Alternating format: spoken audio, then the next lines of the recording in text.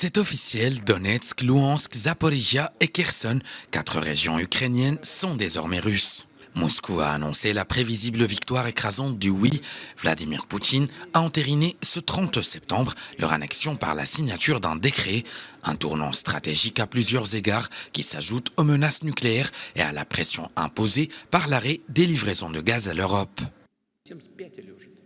Je veux que les autorités de Kiev et leurs vrais maîtres en Occident m'entendent afin que tout le monde s'en souvienne. Les habitants de Lugansk et Donetsk, Kherson et Zaporizhia sont devenus nos citoyens pour toujours. Il faut savoir que l'Occident est prêt à tout pour pérenniser ce système néocolonial qu'il a laissé parasiter et voler le monde. Au lieu de la démocratie, il use de répression. Au lieu de la liberté, il a recours à la violence. L'Occident est trompeur et hypocrite de bout en bout.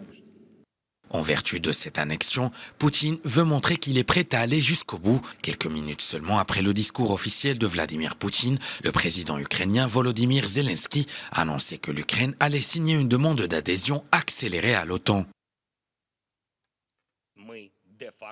Nous avons déjà commencé notre chemin vers l'OTAN, nous avons déjà prouvé notre compatibilité aux standards de l'Alliance. Ils sont réels pour l'Ukraine, réels sur le champ de bataille et dans tous les aspects de notre interaction. Nous nous faisons confiance, nous nous aidons et nous nous protégeons, c'est l'Alliance de facto. Vendredi, Zelensky a martelé qu'il ne négociera pas avec la Russie tant que Vladimir Poutine est au pouvoir, peu après que le dirigeant russe a demandé à l'Ukraine de déposer les armes. En représailles aux annexions des territoires ukrainiens, Washington, elle aussi, veut imposer une nouvelle salve de sanctions sévères contre Moscou.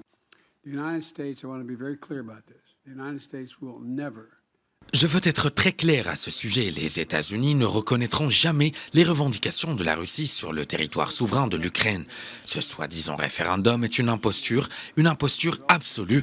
Les résultats ont été fabriqués à Moscou. La véritable volonté du peuple ukrainien est évidente chaque jour où il milite corps et âme pour sauver son peuple et maintenir l'indépendance de son pays. Pour le secrétaire général de l'ONU, Antonio Guterres, un tel comportement n'a pas de place dans le monde moderne. Une annonce qui survient alors que les deux camps s'accusent désormais à demi-mot d'avoir saboté les tubes sous-marins, infrastructure cruciale pour l'approvisionnement européen en gaz russe. Vladimir Poutine a ainsi dénoncé un acte de terrorisme international et un acte de sabotage sans précédent.